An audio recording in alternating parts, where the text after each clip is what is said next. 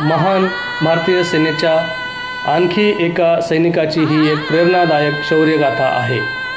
ते आहेत बॉम्बे सॅपर्सचे सुभेदार श्रीरंग सावंत।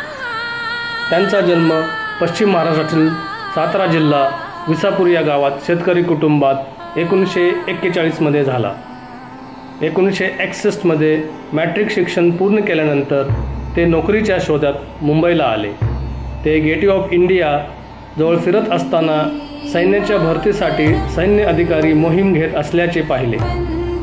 त्यांचे भाषण तरुणांना भारतीय सेवेत रुजू होण्यासाठी प्रेरित करत होते।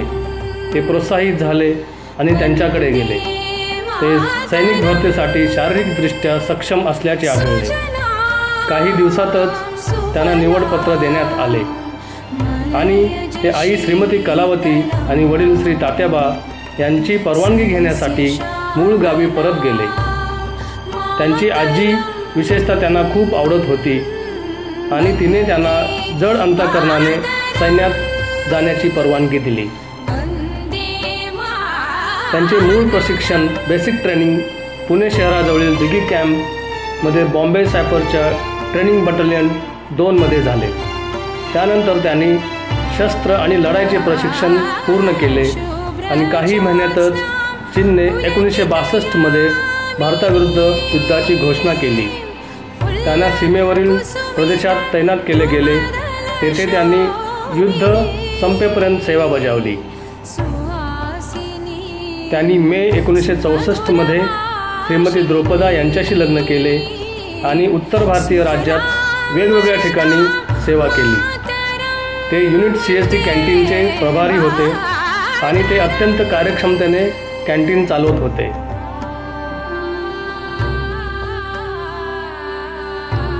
Maroon is something you can't get it.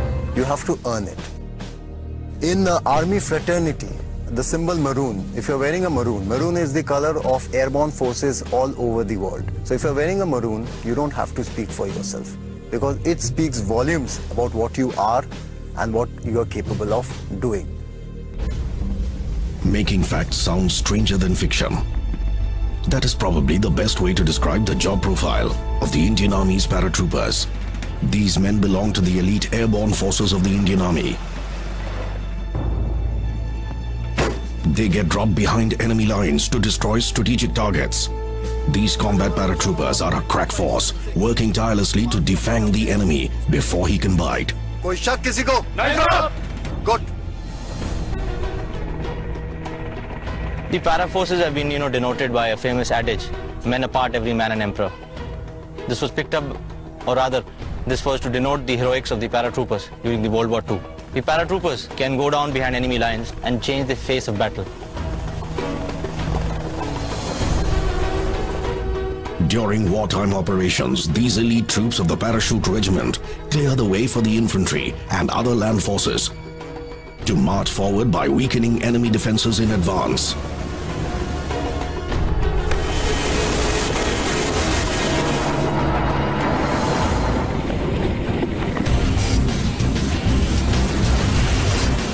These paratroopers can operate at any time of the day or night. Most of their operations are clandestine in nature. These airborne forces have played a pivotal role during all the wars fought by the Indian Army.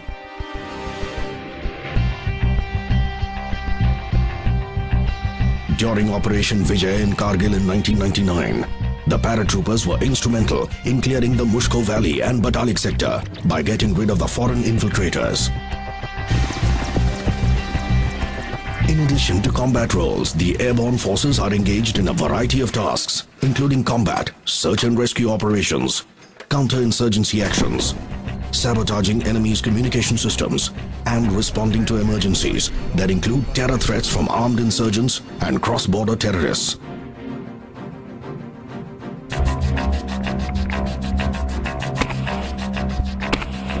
The paratroopers, which are a part of the Indian Army's airborne forces, are ready action troops. These are inserted in action zone who take pride in living under the shadow of death 24/7. Paratroopers, both men and officers, are elite and special. and they've got to be very physically and mentally tough. All these paratroopers are volunteers. 431F, Sergeant S. Nagar, sir! That is, they become paratroopers out of their own choice. In the academy, there were officers from the parachute regiment, and I always considered them as a role model. Something told me that they are a little different from the others. To be considered fit for wearing the maroon beret, a soldier has to be comparatively young, physically fit, mentally tough, intelligent and motivated, with an ability to innovate. Officers from all the arms and services can join the parachute regiment. All paratroopers compulsorily go through a 90-day probationary period, during which they are subjected to a wide range of physical and mental endurance tests. These include advanced battle proficiency tests, speed marches, and route marches up to 70 kilometers at one go. Route march, as the saying in army goes, it's all mental. When you're running a route march with 22 kilos of weight and you're running for 60 odd kilometers, then it is bound to happen that your ankles give out, your knee gives out. There is a tussle going on between your mind and your heart that should you give up or should you not.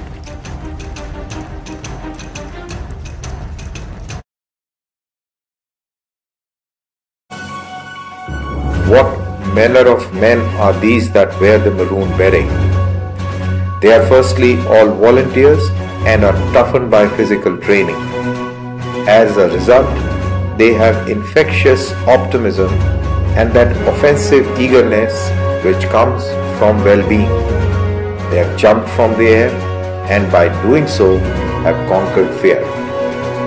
Their duty lies in the van of the battle. They are proud of this honor. They have the highest standards in all things, whether it be skill in battle or smartness in the execution of all peacetime duties. They are in fact men apart, every man an emperor.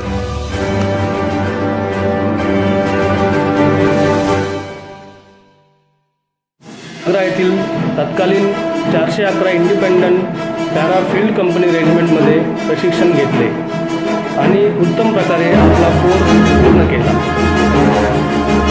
प्रशिक्षण battalion 2 मधील नवीन भरती रेक्रूटसाठी प्रशिक्षक म्हणून त्याला पुन्हा दिल्ली कॅम्पमध्ये तैनात केले गेले. काही वर्षानंतर ते कच्छ कारगिल सारख्या सीमेवरील दुर्गम भागात अभियांत्रिकी लढाऊ कामगिरी करत होते.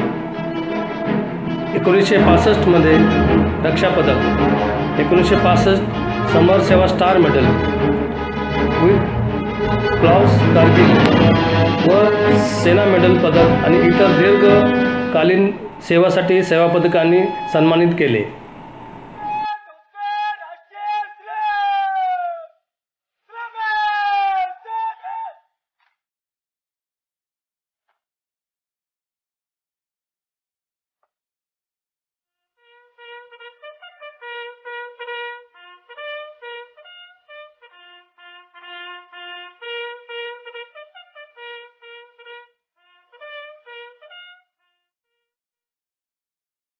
I chose to do this. Nobody forced me. I could leave any time, but I chose not to. Not for the king or glory, but for the man next to me and the country that holds my family. And this we'll defend.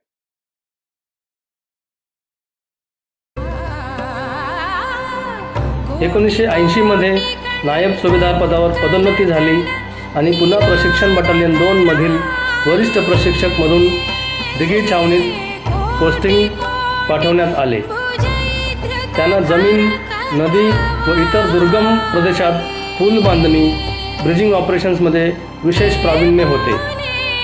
नदीमध्ये स्वयंचलित इंजिनवर चालणारी बोट चालवण्याचा अनुभव त्यांच्याकडे होता.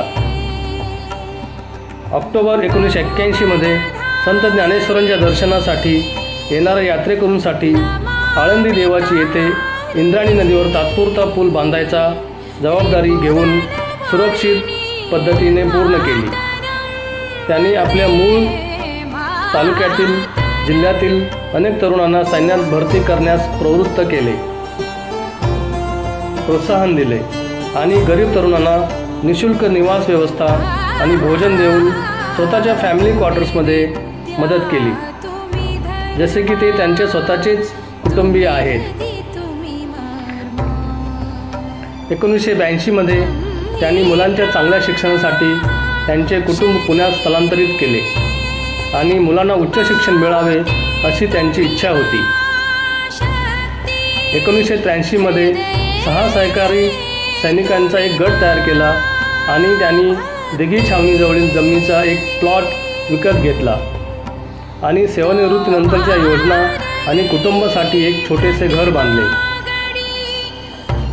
August 1988 मध्ये सेवानिवृत्तीच्या अगोदर त्यांची शेवटची बदली म्हणून 269 इंजिनिअरिंग रेजिमेंट कोटा राजस्थान येथे पोस्टिंग करण्यात आली.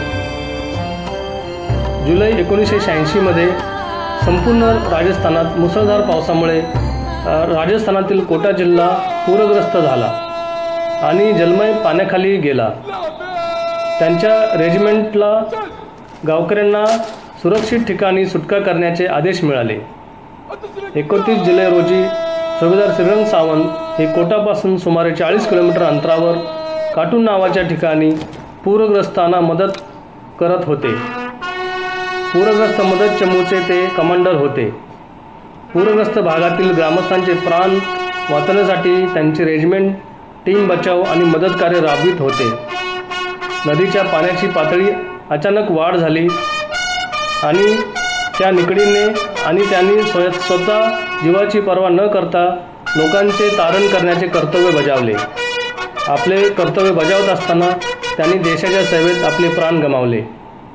1988 मध्ये त्यांना राष्ट्रपतींनी मरणोपरांत शौर्यचक्र देऊन सन्माननीय शौर्य आणि शौर्योच्च त्यागाच्या कृत्यासाठी 1990 मध्ये महाराष्ट्र सरकारने त्यांना महाराष्ट्र गौरव पुरस्कार देऊन गौरविले.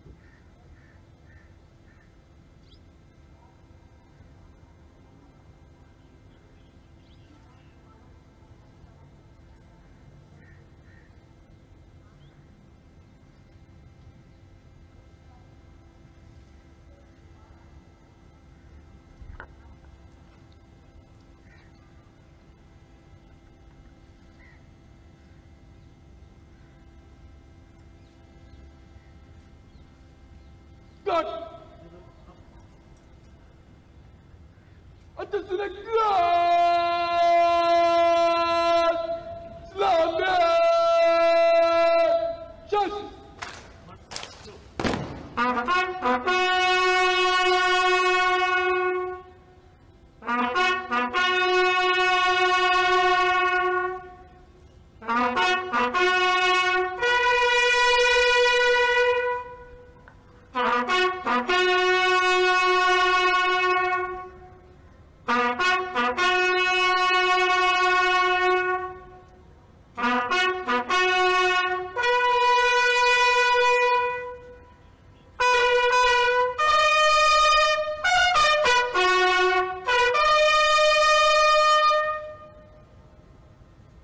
Atasın ekran!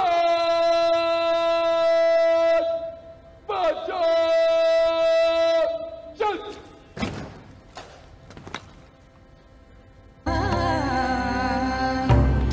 सुभेदार श्रीरंग सावंत यांनी सैनिकांच्या जीवनात कठीण आव्हानांमध्ये प्रामाणिकपणा, कठोर परिश्रम, बंधुता आणि कर्तव्याची भावना दर्शवली. ते एक बुद्धिमान अधिकारी होते ज्यांनी आपल्या सैन्यातील कर्तव्ये आणि कुटुंब आणि पालकांची जबाबदारी संतुलित करण्याचा नेहमीच प्रयत्न केला. त्यांचे मित्र आणि सहकारी नेहमीच एक हसरं व्यक्तिमत्व आणि खूप चांगले माणूस म्हणून त्यांना अजूनही आठवतात. त्यांची पत्नी वीरपत्नी श्रीमती द्रौपदा आणि त्यांच्या मित्रांनी त्यांच्या जन्मस्थळी विसापूर येथे त्यांच्या स्मृतीत एक फलक लावला आहे. हे येणाऱ्या पिढ्यांसाठी मातृभूमीचा आदर करण्यासाठी, त्याच्या गौरवशाली परंपरेचा, प्रगल्भ संस्कृतीचा आणि वारसा जपण्यासाठी धडपडण्यासाठी सतत प्रेरणा देणारे असेल. त्यांच्या 34व्या शहीद दिनानिमित्त आपण त्यांना श्रद्धांजली अर्पण करूया. जय हिंद, जय हिंद, जय हिंद.